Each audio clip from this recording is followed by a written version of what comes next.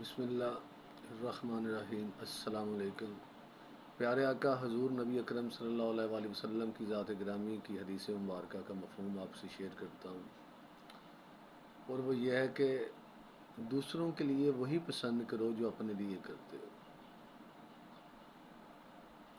اس فرمانے والی شان میں ہم انسانوں کے لیے ایک مضبوط ریلیشن کی بنیاد رکھی گئی ہے۔ تو مطلب یہ ہے کہ جب ہم اپنے لیے کچھ اور پسند کرتے ہیں، دوسروں کے لیے کچھ اور پسند کرتے ہیں، اپنے لیے اچھا پسند کرتے ہیں، دوسروں کے لیے گھٹیا پسند کرتے ہیں، مطلب گالی میرے لیے تو ناجائز ہے، اگر کوئی مجھے گالی دے تو وہ برا فعل ہے، لیکن وہی گالی کسی اور کو دے دے تو پھر بس ٹھیک ہے۔ مطلب وہ کوئی اگر میرا بیٹا مجھ سے بدتمیزی کرے، میری بیٹی مجھ سے بدتمیزی کرے تو پھر وہ بدتمیزی ہے، لیکن یہی بدتمیزی اگر وہ اپنے چچا کے ساتھ، پھپھو کے ساتھ، خالہ کے ساتھ، ماموں کے ساتھ کرتی ہے تو پھر میں خوش ہوتا ہوں کہ مطلب یہ میری بچی، میرا بیٹا، میری بیٹی بڑی ٹیلنٹڈ ہے، اس میں بڑی کمیونیکیشن سکل ہے۔ اصل میں وہ باتیں جو میں جن کا اظہار کرنا چاہتا تھا اور میں کر نہیں پایا تو جب وہی بری بات جب میں اپنی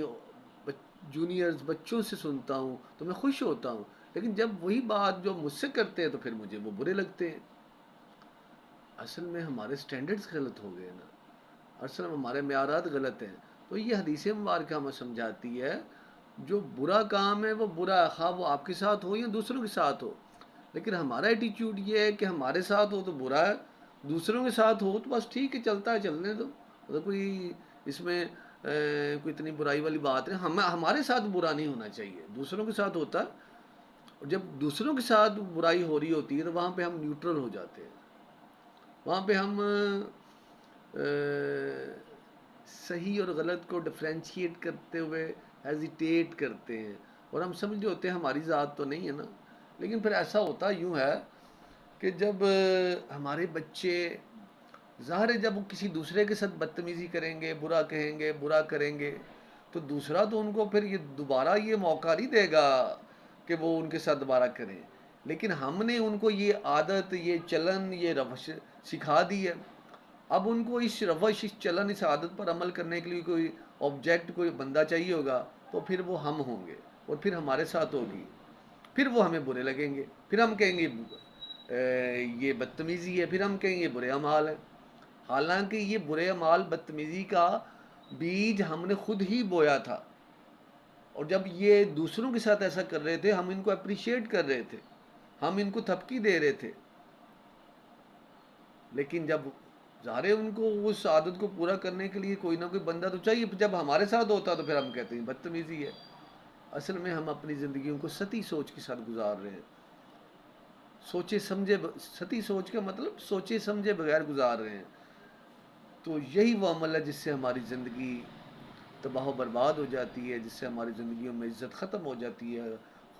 سکون ختم ہو جاتا ہے، خوشی ختم ہو جاتی ہے، خوشحالی ختم ہو جاتی ہے،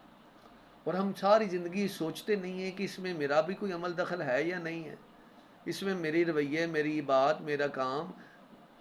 میری زندگی کو تباہ کرنے میں میرا بھی کوئی ہاتھ ہے کہ نہیں۔ بڑے آسان سے ہم دوسروں پر الزام دھر دیتے ہیں، یہ فلاں کا قصور ہے، یہ فلاں کا قصور ہے، یہ فلاں کا قصور ہے، اور ہم کبھی سوچتے نہیں کہ میرا قصور کتنا ہے، میں نے اپنی زندگی تباہ کرنے، میری زندگی کو تباہ کرنے میں میرا کتنا ہاتھ ہے۔ اگر آپ ٹرو انالیسز کریں گے تو آپ کو 80-90% اپنا ہاتھ نظر آئے گا۔ لوگ جتنا مرضی برے ہو جائیں لیکن وہ اس وقت تک آپ کو کچھ نہیں، ان کا برے عمل آپ کو نقصان نہیں پہنچا سکتے جب تک آپ برے عمل نہ کریں۔ یہ اللہ کا قانون ہی نہیں ہے، برا عمل کوئی کرے اور نقصان آپ کو پہنچ جائے، یہ اللہ کا قانون نہیں ہے۔ اور ہم دوسروں کی اپنے بدعمالیوں کو کور کرنے کے لیے، جسٹیفائی کرنے کے لیے دوسروں پر بلیم کرتے ہیں، اس کے برے اعمال کی وجہ سے مجھے یوں ہوا، یہ ہمارے برے اعمال تھے، ہمارے بری روش تھی، ہمارا برا چلن تھا جس کی وجہ سے ہم یہاں تک پہنچتے ہیں، پریشانیاں اٹھاتے ہیں، دکھ اٹھاتے ہیں، غمی اٹھاتے ہیں۔